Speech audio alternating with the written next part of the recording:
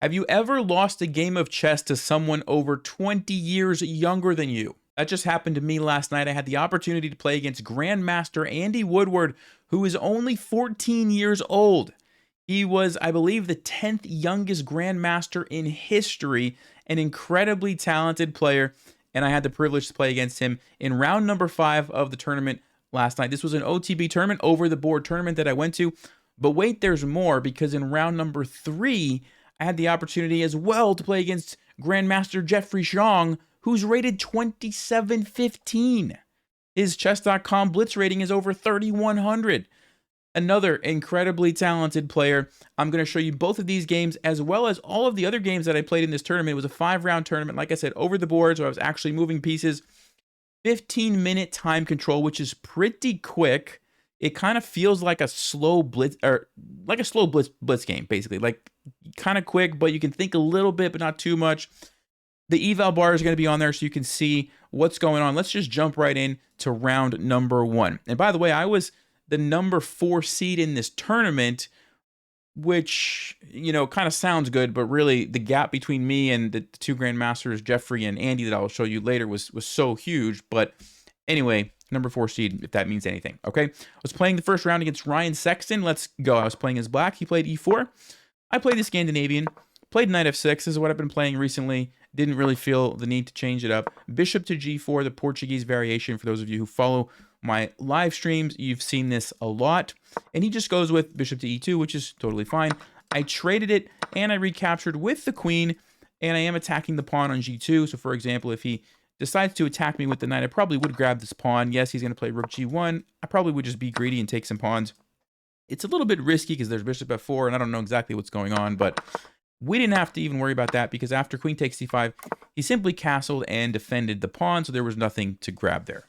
I played knight c6. I'm trying to put the pressure on d4, getting ready to castle queenside and line up here. And so he goes bishop e3, starting to defend that pawn right away. Castles, c3. He's really defending. He knows it's going to be attacked, and so he's just defending, which makes sense, right? e5, striking at that pawn again.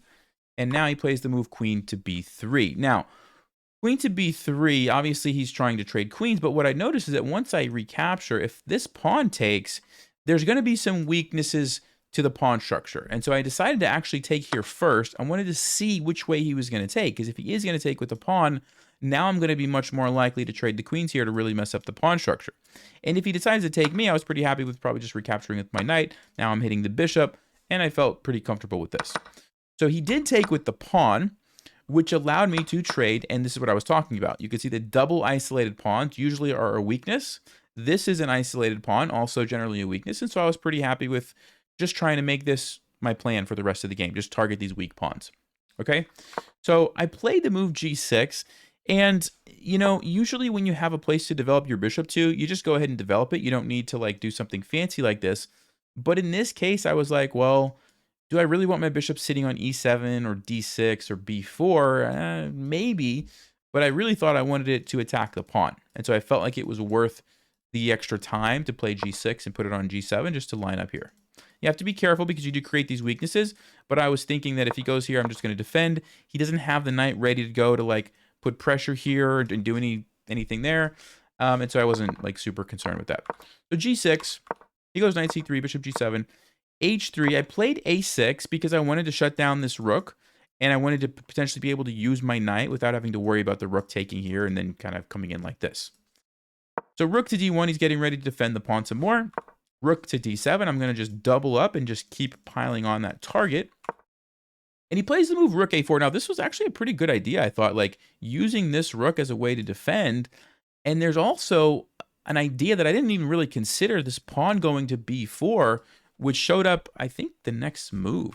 So I doubled up. He goes b4, and now all of a sudden I'm like, wait a second, this is actually a little bit scary, because if b5 happens, like, for example, if I play some random move and he's able to play b5, now what do I do here? Because I was like, if I take this, he goes check. I have to block, only move. Now he could take this, threatening checkmate.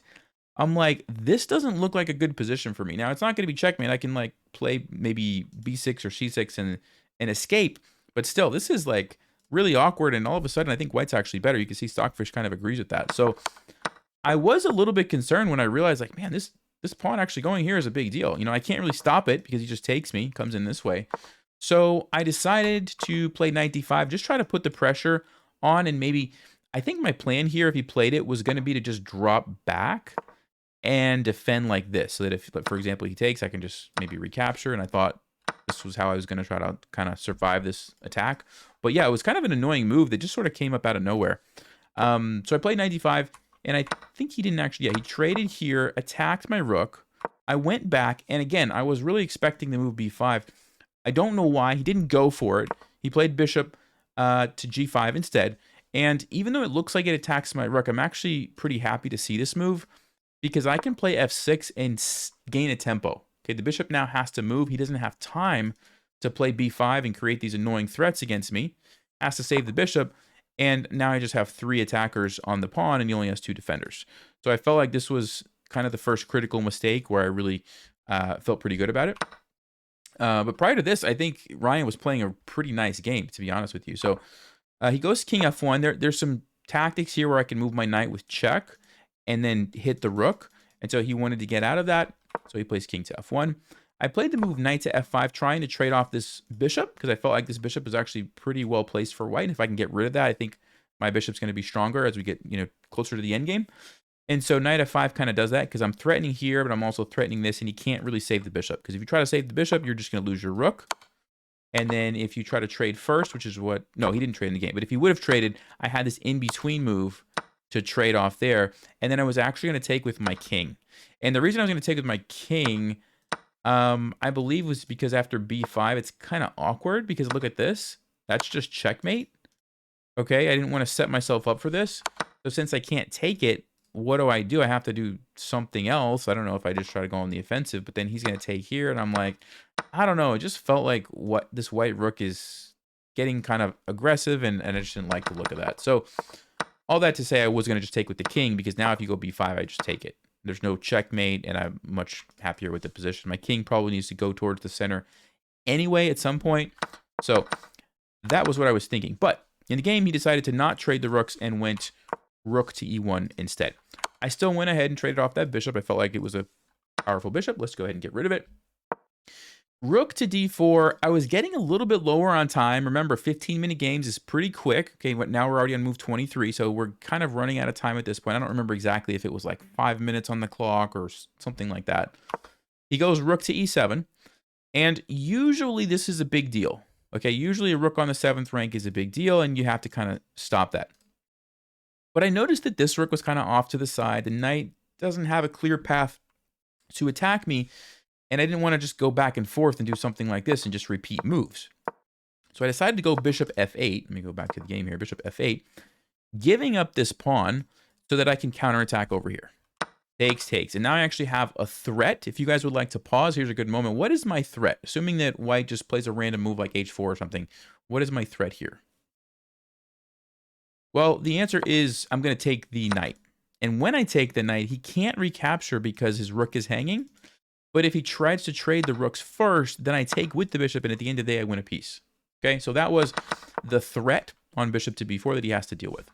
So he went knight to b5, and this move actually shocked me. I was like, whoa, what is happening here? Because if I take it, checkmate. Okay, I didn't even see this. I didn't see this. Like I said, I was playing kind of quickly and totally missed it. I was like, whoa, knight to b5. He's also hitting my rook. Have to be careful. Maybe he's coming in here. Maybe this is really the main threat. I guess he just wants to take this pawn somehow. I was like, whoa, what a move. But his king is kind of exposed. I mean, look at his king. I have a rook here. I have a bishop here. I have this rook maybe. And I started to think, can I checkmate his king here? And because of the time situation, I think I played this pretty quickly. And then I played this pretty quickly because I'm like, he's running out of squares. But then I was like, wait a second, do I actually have a checkmate? Because first I thought, okay, I'm going to go check. He's going to like move up. I'm going to go check. And then I was like, wait a second, if he plays like f4, do I have a checkmate? I'm like, f5, I think he's going to run away. And I wasn't totally convinced that there was a checkmate. So because of that, I said, okay, let me just, deal with the threat here. And I think I found a nice move, rook to e7. And the reason it's a nice move, it's not the best move. Stockfish did say I should have continued with the attack. Okay, rook to d3 check. And if the king moves, Stockfish wanted, what was the move here? bishop e7 to stop this. Okay, and then my king can escape here. That was what Stockfish wanted. But my idea of, sorry, back to the game here. My idea of rook e7 is that, look, my bishop's under attack, but I'm creating a more powerful threat on his rook. And if he tries to trade and then take my bishop, well, that doesn't work because my bishop can actually save itself when it recaptures. So I thought that was a clever little tactic. I also, deal with the threat here by forcing his rook to either trade or move away. And so, yeah, he goes rook h6. And then I did go with the check. His king is running out of squares. If you look carefully, doesn't have a lot of options here. He went here, which actually walks into the skewer. And I saved my bishop, which was attacked, at the same time. And so he goes here. I threw in the pawn check, captured the rook, and then I went here, which is setting up a checkmate threat. And after rook c4, I did deliver the checkmate and won the game.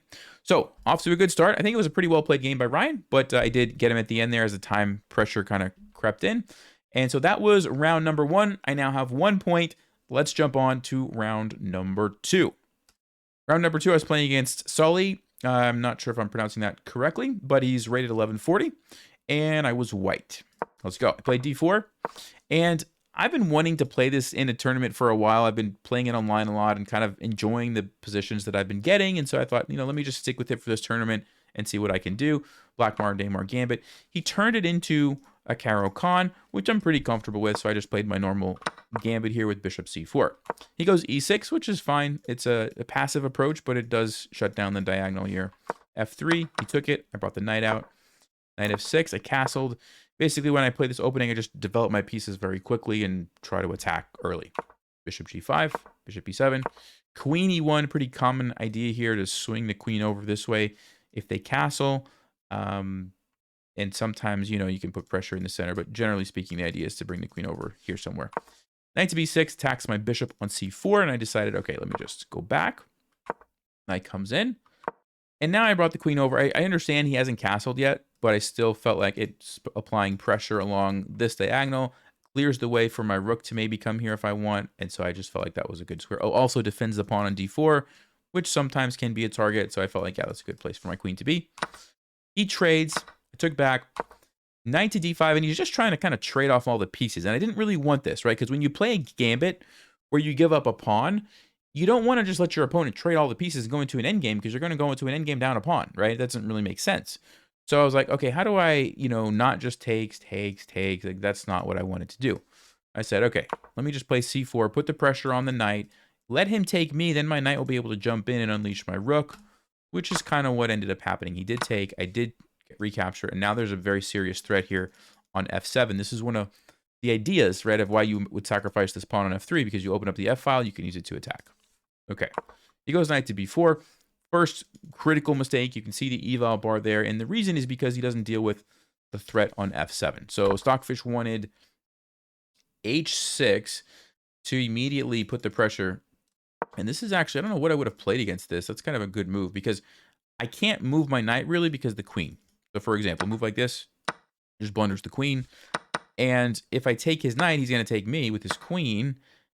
And I think black is actually doing pretty fine here. So that would have been a nice move. But he didn't see that. He played knight before instead and allowed me to come in with the rook, which I did do. All right, took here, I recaptured, and h6. Now, I did, by the way, when I played rook takes here, I thought he was going to play h6 at that point to try to make my knight move, because then my rook's going to be hanging. And I did see the response that I was going to play. So if you guys would like to pause, let's just pretend you're playing this game in a tournament. You want to take here, but you're afraid of h6.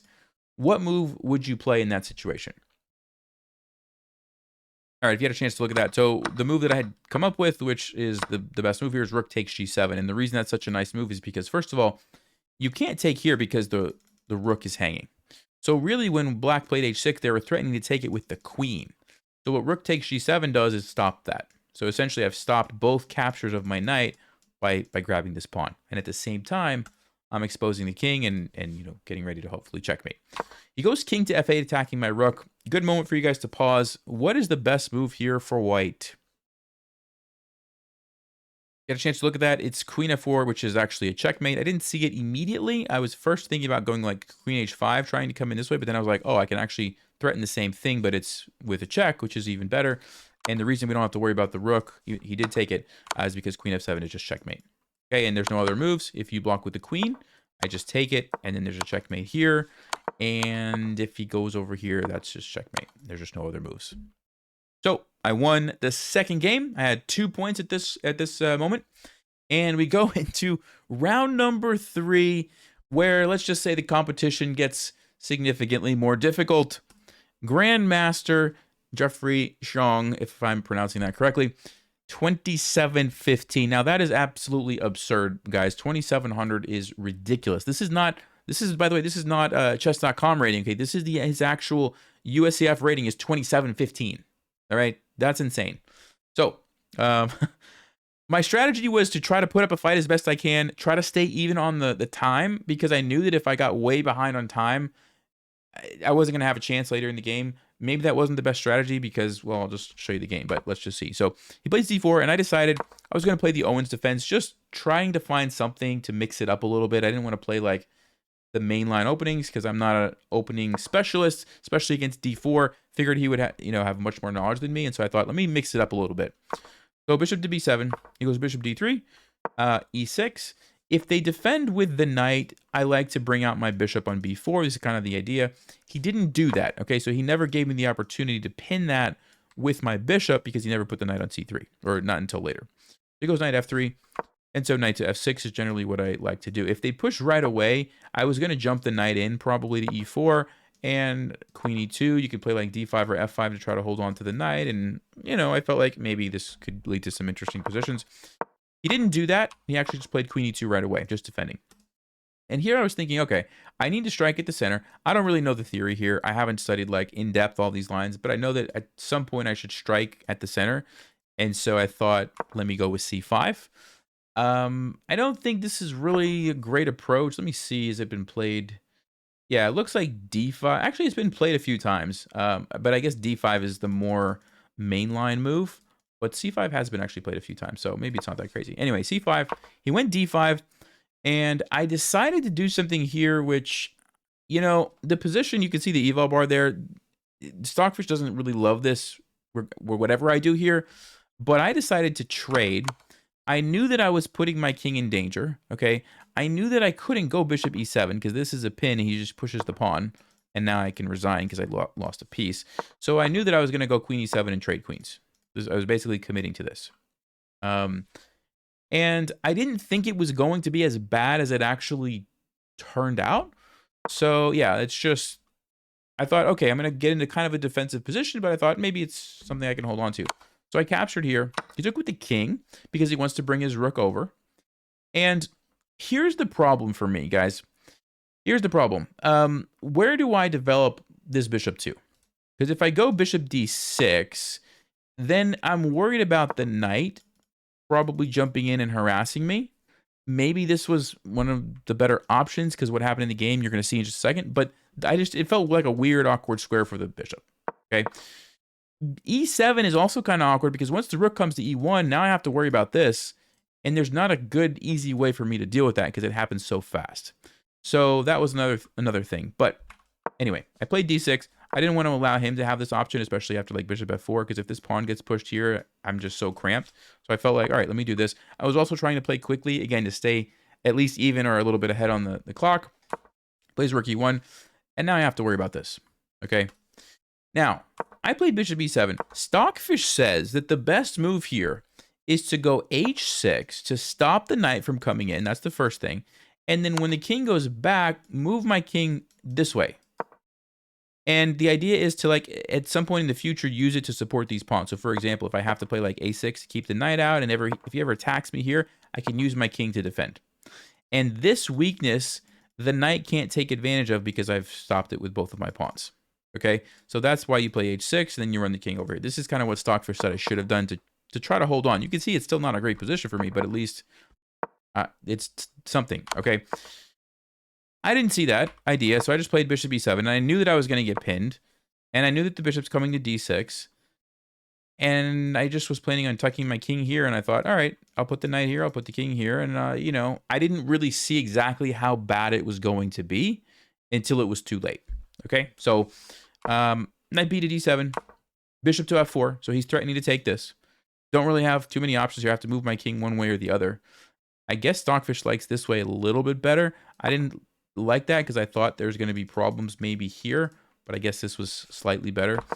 The reason it's so bad for me is because you want a castle, right? You want a castle and connect your rooks, but I can't because if I castle, my bishop is just gone.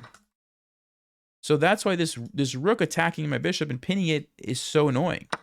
So I'm forced to play an awkward move like this to get away from the pin, but my rooks never for the rest of the game got connected, right? And that's the problem with this, especially when you're playing against a strong player.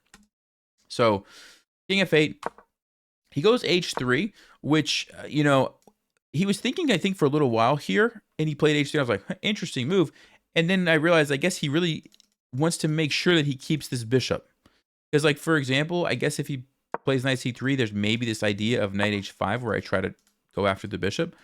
Stockfish says no, you can't do that because why? Oh, rook e1 check, and then the bishop actually just comes in here. Okay, but I guess he wanted to make sure that there was no like tricks or ideas about this, and so he just plays h3. Sorry, he just plays h3 to where if I ever do this, he just goes back here, right? There's nothing I can do. So h3. All right, I played h6. I didn't really know what to do. I mean, I knew I wanted to like try to keep the pieces out of here and maybe use this. I knew that I was going to have to defend this probably after he doubles up his rooks. I knew that his knight was probably going to come here or maybe jump here at some point. He's probably going to play a6. I kind of sort of knew what was going to happen over the next couple of moves. I just didn't know how to stop it. And I don't think there really is. I mean, that 1.6 for white is a pretty significant advantage, especially when you're playing against a 2700 Super GM. So anyway, knight c3. I played a6, trying to keep the knight from coming here because you can see how that's a pretty big deal if it gets there. He goes rook e2. I played g5. I'm trying to like create some counterplay somehow, even though there's not a clear idea behind this. I'm like, let me go here and I don't even know, like just something. g4, you know, and you could see Stockfish is like, what are you doing, Nelson? I took here. He just moves the bishop. He's just keeping the bishop away from the knight, and he's continuing to just keep the pressure on these weaknesses. And notice how his rooks are nice and connected, and mine are, you know, disconnected. This was like the big thing this game, I think. Anyway, knight goes there. He brings the rook over. He's obviously attacking this. I played knight to g8. I was thinking that if I go here, he's just going to take it right away, and then bam. And this is just awful. I still have to go knight g8 anyway, and I'm still like losing the material back, and it's just, yeah. So I thought, okay, let me try to do this instead. He goes here, attacks the pawn. I had thought about this earlier, so I played b5 pretty quickly. I was like, okay, I'm going to lose a pawn here, but then I get it back on d5, which seems pretty nice. My bishop's active, and okay, that looks pretty good. And then he sacks. And I was like, whoa, man, this is just it's getting nasty now because he's hitting this. I have to react. Like, I don't have time to do this, right? He just takes a bishop. That's no good. So I took it. Then the bishop comes in. And again, I don't really have time to do this because this guy's following. Look at this. Hits the bishop. There's a discover check I have to worry about. Maybe he's going to go here and take my knight, for example. If I save the bishop. You could just see how awful it is. And so what did I do here? Yeah, I tried to defend. I mean, it's already over at this point. I played for a few more moves, but the game is basically over at this point. Okay, he took here. I took there. I didn't really know what else to do. I'm just trying to counterattack, even though my bishop's under attack. Bishop f5. I missed this one. Very nice move because he gets away from my threat and at the same time creates a new threat. And that's a bad, you know, this is pinned, so I can't take it. Yeah, it's just capture the pawn. Got the free piece, so now I'm basically down a piece. I went here to try to trade some pieces to mitigate the damage. I think he's going to go, what was I thinking? He was going to play bishop, maybe bishop d7 to chase my rook away from the defense here. Maybe even knight check also kind of accomplishes the same thing. And so many good moves for white. I mean, it's like unbelievable. Okay, so we do this. The rook comes in. I'm trying to defend, but it's hopeless. Knight to e5. He's threatening, I don't know, all sorts of moves. I can't even keep up with everything. And we played a few more moves. I lost basically all my pieces, and I resigned here as there's mate a few moves later. Ah, absolutely destroyed. I felt like I did what I set out to do. Tried to play an offbeat opening, tried to play quickly, tried to not make any blunders and big mistakes, you know. But when you play against someone that strong, it takes more than that to win a game, right? It takes more than that. And so, I don't know. I have to think through what the strategy is going to be next time to try and do something different. But at the end of the day, you know, it's like probably 1 in 100 games when I'll actually beat someone like this, if that. So anyway, that's the game. Good game to Jeffrey, and let's move on to round number 4. All right, so I was white in this game against Vibuvan, if I pronounce that correctly. I played d4 again, went with the same opening, kind of trying to stick with it, at least for this tournament. Knight c3, knight f6, f3, and here I finally did get the opportunity to play what's called the Rider Gambit, and it's a double pawn sacrifice because I sacrificed one pawn over here, and now I'm allowing the pawn on d4 to get captured as well. Okay, and he actually did take it. So this is pretty cool. There's some really interesting lines here where you play bishop e3, and if the queen jumps over to b4 trying to get greedy, you can like castle and you can sacrifice your rook, and it's a lot of fun actually. But he just went back to d8, and I was like, okay, well, it kind of takes out the fun of some of the lines. I would love to be able to castle still and put my rook here, but you can't castle through a check. Okay, you can't castle through a check. So instead, I played the next best thing, rook to d1, and lined up here. Now, you could see the eval bar there. Stockfish says black is ahead. But this is one of those engine things where the computer can defend perfectly, and of course, it's better because it's up, you know, some pawns. But practically, you have a lot of development when you play this opening with white. And I was pretty happy with my position. I mean, this knight is pinned. This bishop is stuck. This guy is stuck. He still needs to move these pawns to develop the queen. I already have a bunch of pieces in the game. This is exactly what I wanted from the opening. And I just continue to develop. Bishop c4, knight to e2. Bishop to d6. Now I realized, okay, he's breaking the pin, which means he's threatening to jump in here. Didn't really want to allow that fork because now I have to lose my powerful bishop here, and maybe even lose a piece, actually, like for example, because how do I defend it? I don't actually think I can. If I go here to defend like this, there's actually this check, and I lose my queen. Although, oh, rook takes d3 pins. Okay, so it's not that simple, but the point is, I didn't want to allow knight to e5.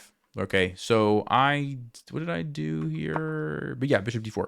I was like, okay, let's just put the bishop there. If he goes there now, I'll just take it because it's pinned. All right, so I thought that was a reasonable move. And I knew that he could play e5, which he did.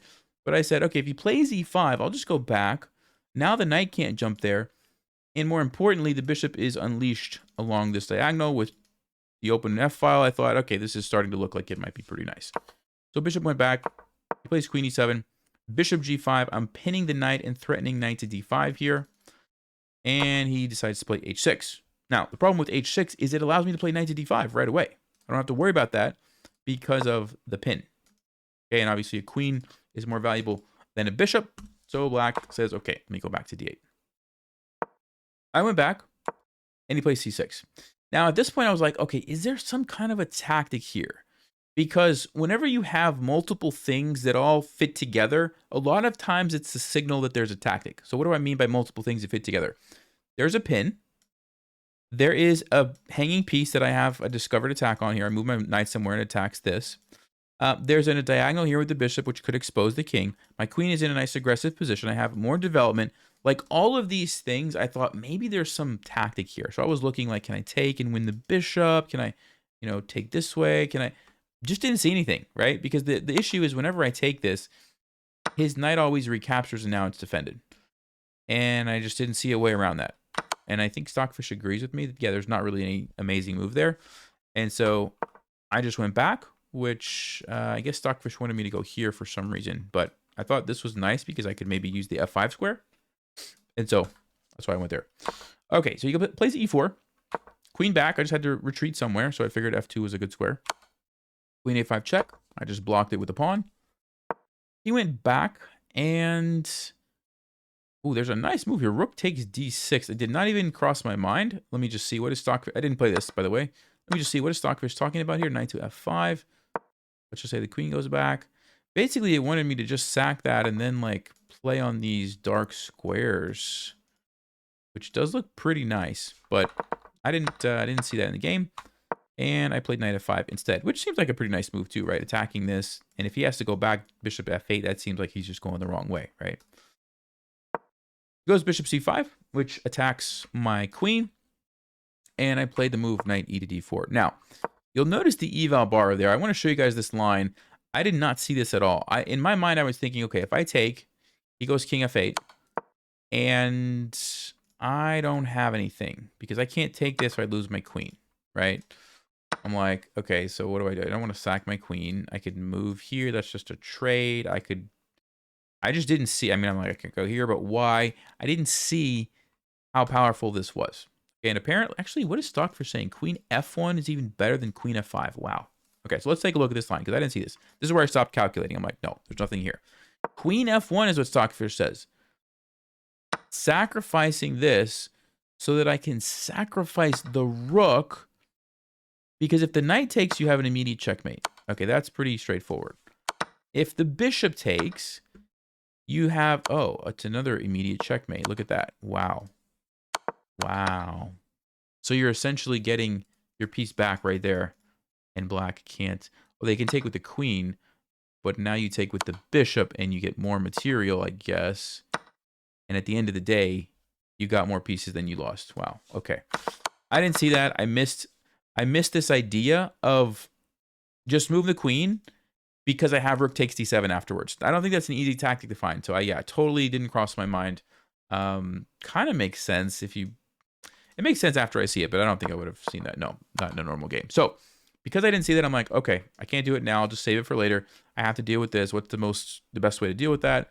And I thought blocking made the most sense because I don't want to trade queens, right? Like by moving somewhere like this. I'm trying to attack. So I move the knight there. He castles.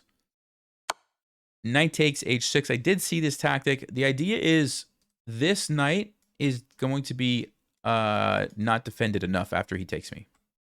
Okay, I'm luring this pawn away and essentially winning a pawn, and at the same time opening up his king. He took, I took, he took, took. He captured, which was not a good move. He should have played queen d6, trying to defend the queen this way. I did think about this move. I wasn't sure what I was going to play, to be honest with you. Stockfish says the only good move for me is knight e6. Wow. Makes sense. I don't know if I would have saw that in the game. I think I was starting to get a little bit lower on time around here. So yeah, that would have been interesting if he played queen d6. But he took here, and I just recaptured it with the rook. Now I'm feeling pretty good because his king is very exposed.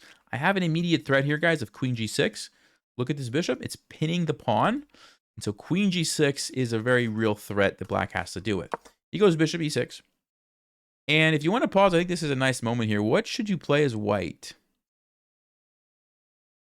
Well, there's a lot of good moves. Like, for example, you could just castle. You could just take the bishop. Those are not bad. And you lead to some pretty nice positions. But the best move is rook takes e4. And the idea is that we're threatening basically checkmate. Okay, once we take the bishop. So we're going to take the bishop. And then bam, this is checkmate. That's a very serious threat. And if he takes me, bam, there's the checkmate right away.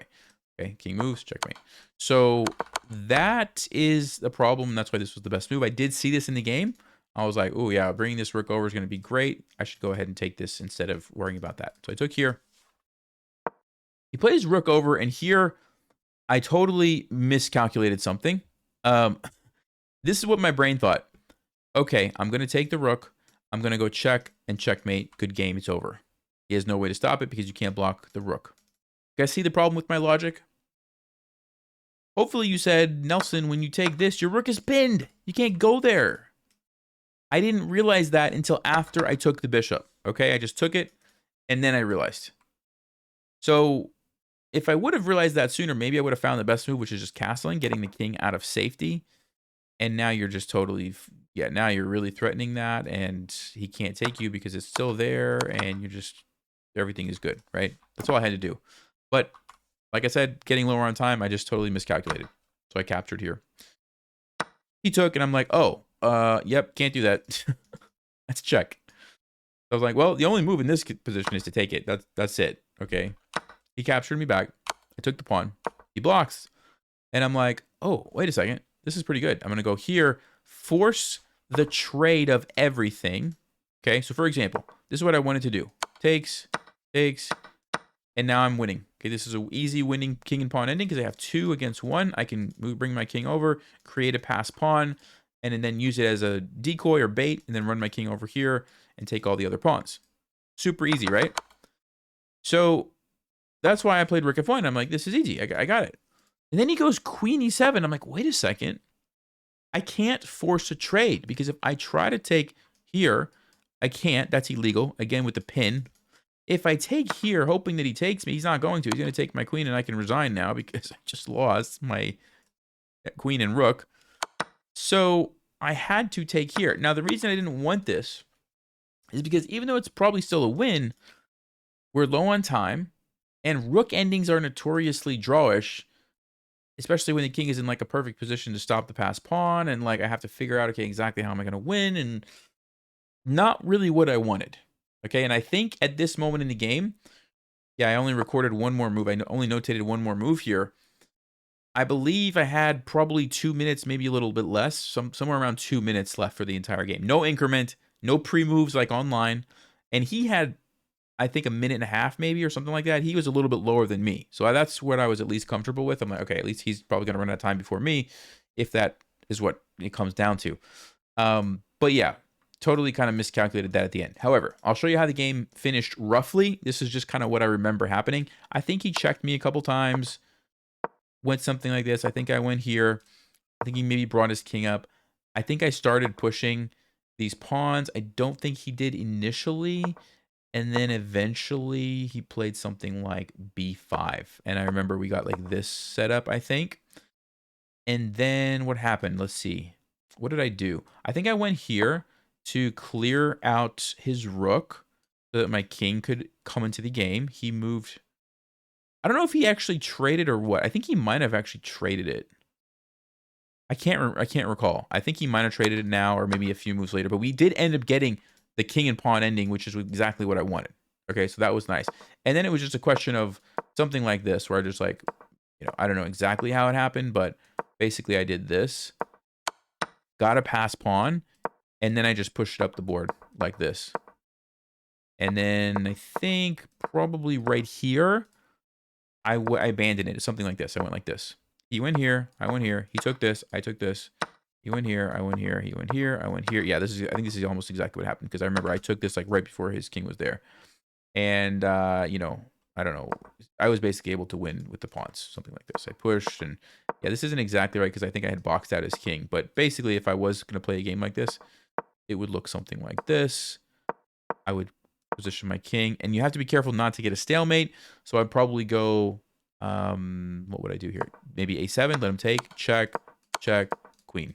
Okay, that would be how you would win. Something like that is how it ended. A little bit different because, like I said, my king ended up actually boxing his king out. But that's how I won. Okay, so going into the last round, I now have 3 out of 4 points. And I play against Andy Woodward. Now, he had 3 out of 4 as well because he lost to Jeffrey in the previous round, okay? But he's still obviously 2,600. And I did get white, which I was happy about because I'm like, okay, cool. I got white. I always complain about how I'm black and I don't get into great position. So I was like, okay, white. I was feeling pretty good. Played d4. And I was trying to go for the same type of gambits that I've been playing. I've studied, you know, some lines and I was feeling pretty good, right? He plays knight f6. I'm like, okay, I'll go knight c3. d5, e4. I'm feeling really good at this moment. He pauses a little bit. He's like, thinks for a few seconds. I'm like, yes, I've got him. He's already thinking. He doesn't know what to do. He hits me with this move, and I'm like, okay. He takes with the knight because most people don't do that. Most people take with the pawn. This is what I like to see. This is what I'm familiar with. This is what I was ready to play f3 and have a nice game, right? Takes with the knight, and I'm like, well, if I play f3 now, that makes no sense because he's probably just going to take, and I'm down a pawn. I have a messed up pawn structure. I have weaknesses for no reason. I have no compensation for it whatsoever. It just makes no sense. So I'm like, I guess I have to take the knight. So I did. And probably what I should have done here is just abandon my f3 plan. But I'm like, I don't know what else to play. And so trying to play quickly, I'm like, I'll just do it. I played f3. But the problem is now he goes to e5. And here's what I know about e5. I don't know a lot, but I do know this. Going back to here, in, let's just say, this position, if he plays e5, and I take, and he takes, and I take, this is actually a good position for white, because my pawn is hitting his knight, so he has to move, he wastes time, and then my knight actually can jump in, and it's just a good position for white, okay? And I knew this. So I was sort of thinking about that, but going back to the game, remember, these knights are traded. There are no knights. So this is like a totally better version for him. I'm like, well, I mean, I guess I got to take it, because what else am I going to play? I briefly thought about bishop e3, but I'm like, I don't really think that looks super great. But I took it. And Stockfish doesn't like totally disagree with this, but I'm just not in a good position anymore. And I mean, this is move 7, where I even got to play the open. This is how, let me just explain to you what it feels like to play a Grandmaster. You play an opening that you're comfortable with, and on move 7, you still find yourself in a losing position. That's what I'm dealing with here, guys. Anyway, so that's what happened. So yeah, it's just a bad version, right? You don't get the attack on the knight. You don't have your knight to jump in and create any threats, and you end up with just a weak king and a bunch of weak squares, and it's just a bad position. So he plays here, and the bad decisions just kept coming for me. I was like, well, this looks like a super annoying knight. I don't like that. Trying to hold on to this pawn. You know, Stockfish says, look, just take this. Let him take you. Develop your pieces, I guess. King e2, bishop f4. I don't even know. Some random moves. And the game goes on. What did I do? I just had the brilliant idea to like go here and trade my bishop for his knight. Even though intuitively I knew that like this is not going to end well for me. He's going to go bishop d7, threatening this. So I have to basically take it. Like, for example, if I don't take this knight right now, and I, let's just say, I don't know, do this, he's probably just going to take here, wins the pawn, attacks my bishop. If I take, he just takes back. I didn't think this was a great position. Anyway, it's better than what happened. So I just took it. He took it. Brought my bishop out. I'm trying to stop the rook, because I know that if rook d8 happens, or if he castles right away, this is going to be bad news, right? So that's my idea. But he just goes h6, g5. Guess what? I can't stop it now, you know? Bishop g3, he castles, and here we go. Here we go. Where do I move my king? And you could see it's just bad news. Just bad news. So I went to e1. Why did I choose e1? What was my idea? I think I wanted to bring this rook over to d1 and try to trade and maybe go from there. Something like that. Plays e3, rook d1, bishop c5. And I mean, just look at the position for a second. Boom, boom. Look at these bishops. Absolutely amazing. Look at the rooks. Exactly what you want. And by the way, what's interesting to me is two games in a row against strong grandmasters, I end up with my king in the middle between my rooks instead of how it's supposed to be like this. Something has to change with my openings. I need to figure some stuff out, right? Because you can't play chess like this and expect to win. So I have to do some serious homework there, but that's just interesting to me that the exact same thing happened 2 games in a row. One with white, one with black, 2 totally different openings, and it's like the exact same thing, you know? Anyway, h4, not a great move. I didn't know what to do. I'm like, he's going to trade, and then the other rook's coming over. I want to develop, but let's see, what was the reason? I don't know why I didn't just play knight e2, actually. I don't know why. Oh, I think I was afraid of takes, check. I move somewhere, and then like his rook was coming down, and I didn't like this. And so I thought if I create counterplay over here, maybe I can prevent some kind of a situation like this. Because I'm like, this just doesn't look good. I think that's what it was, maybe. I played h4, check, king c1, g4. Look at the bishop. This pawn is really annoying. There's actually some situations where I get checkmated here. Let me think if I can remember. Well, let me see. I think maybe it was a little bit later.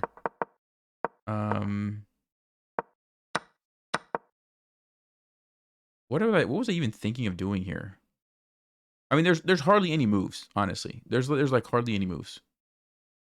I don't even remember. There was some line where I actually get like, oh, okay, hold up. Maybe I was thinking of moving my bishop, allowing this, trying to recapture e2. Somehow I remember there being a line where I got checkmate. I don't remember what it was. Sorry guys. It's gone. It's gone. Anyway, played knight e2, let him fork me, and tried to hold on. But I mean, it's over at this point. Rook comes over, backs my bishop. I went back. He invades on the second rank. By the way, the reason I had to go back is because he's threatening to just take here and win it. If I don't, I went back. He invades. I played knight to g1, which creates a counter threat, even though my bishop is under attack. He goes here, obviously threatening just to take me. So I played rook to e2, trying to hold on because this is defended, this is defended.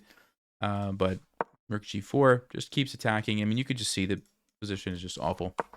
b4, I didn't know what else to do. I'm like, let me try to trade pawns. Bishop c5 hits this. I have to try to defend, so I go back to e1. Bishop to f2. He's all over me. Rook f1. Rook g2. Look at this. Now he's hitting this. If I move this, I lose a knight. If I don't move it, he's just going to take it. I can't really do anything else. I tried knight h3 to attack, hoping that if he takes, then I take, and I'm maybe surviving. He just goes bishop e3 check, which if I move, he's going to simply probably grab the bishop. He could also take here. And so I decided to let him get a really nice checkmate against me because I was about to resign. And so instead of resigning, I just moved here. Check, checkmate. It's pretty nice checkmate. So yeah, I thought, okay, that's cool. Let's do that. Even though I'm on the wrong side of it, you know, why not?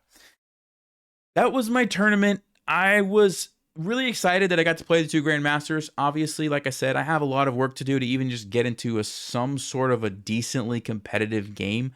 I felt like I got blown off the board both games in the same way, which is unacceptable. The openings need to change. And so, yeah, definitely something I'm going to be thinking through. I'd be curious, what do you guys think? Let me know in the comments. How can I improve? What did I do wrong? What did you notice? What do you think? And yeah, at the end of the day, though, I had a lot of fun. And I hope you guys enjoyed this. I'll see you next time. Thanks for watching. Stay sharp, play smart, and take care.